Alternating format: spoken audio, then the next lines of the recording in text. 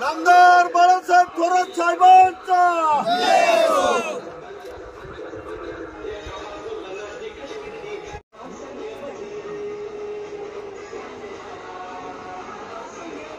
थोरात साहेबांचा नामदार थोरात साहेबांचा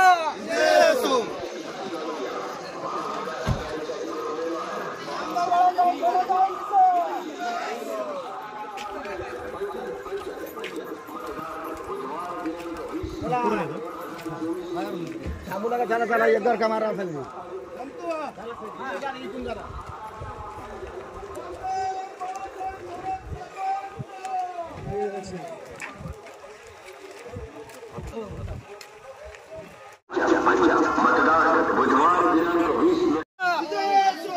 माननीय थोरात साहेबांचा घेऊन आली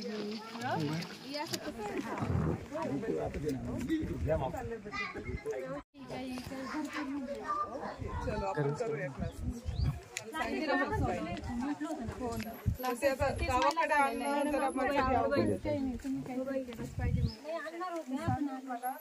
बसायचं काय काय करता येईल काय व्यवसाय करता येईल तो पण विचार करा. हो चालेल. हो चालेल. पंजाला मतदान 2 नंबरचं चिन्ह आहे. पुढे या ना. Okay okay.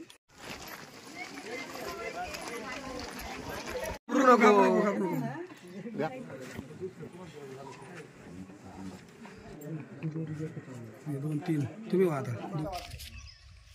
त्यानंतर ग्रामपंचायत स्वतंत्र झाल्यानंतर आपण बघतो अनेक प्रकारचे निधी बिल्डिंग असेल रस्ते असतील आणि विशेष म्हणजे आपली पिण्याच्या पाण्याची जी दुरावस्था होती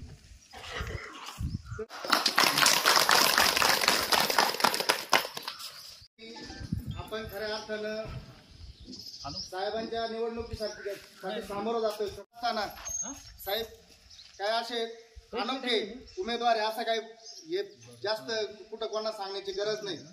साहेब चालू वेळेस नव्यानं आपलं आमदारकीची निवडणूक लढवतात आणि ती निवडणूक लढवत असताना ज्या वेळेस आपण गावातून कुणी कार्यकर्ता असू द्या सर्वसामान्य ज्या वेळेस आपलं गणपती मंडळ असेल किंवा अनेक सामाजिक कामं असतील त्यामध्ये कोणताही कार्यकर्ता कोणतंही काम घेऊन गेल्यानंतर त्या ठिकाणी कोणाचाही भेदभाव केला नाही.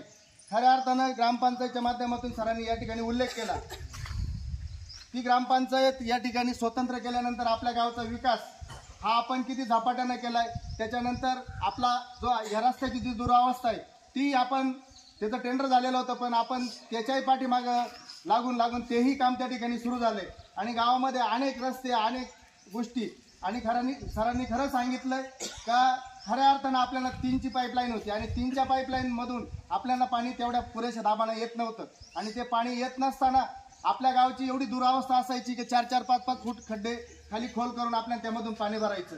परंतु आपण त्या साहेबांच्या माध्यमातून 6 इंची पाईपलाईन या ठिकाणी अतिशय बिकट कोरोनाच्या काळामध्ये ती पाईपलाईन केली. त्यानंतर तिथं समिवल केला आणि त्या ठिकाणी पंप टाकून आपण प्रत्येकानं उच्च दाबानं प्रत्येकाच्या घरापर्यंत पाणी पोहोचवण्याचा त्या ठिकाणी प्रयत्न केला.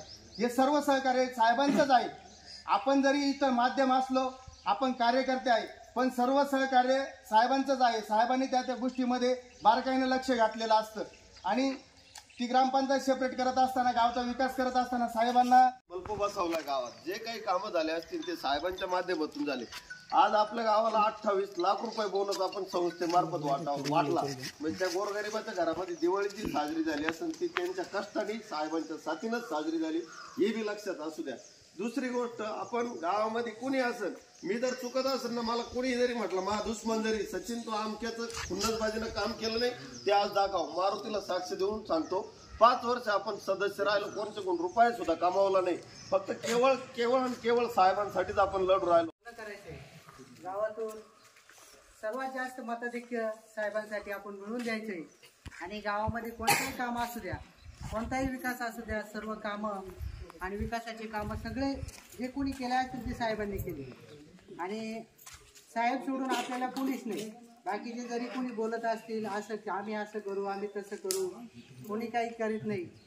आणि आपल्याला 100% सगळ्या लोकांनी साहेबांच्या पाठीमागं उभं राहून साहेबांना 100% मतदान घडून आणायचं आहे. प्रत्येकाने काळजी घ्यायची आहे. आणि लाडक्या बहिणींना वाटत असेल पैसे आले तर त्याला डबा भविष्य झाला. या सगळ्या गोष्टी लक्षात घ्या.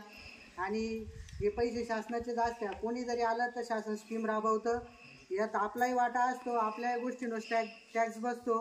यातून हे पैसे हे केले जातात. 100 रुपयाचा स्टॅम्प बंद झाला, तुम्हाला माहिती आहे का? 500 रुपयाचा स्टॅम्प आला डायरेक्ट. म्हणजे हे 400 रुपये तुमचे तिकडेच गेले.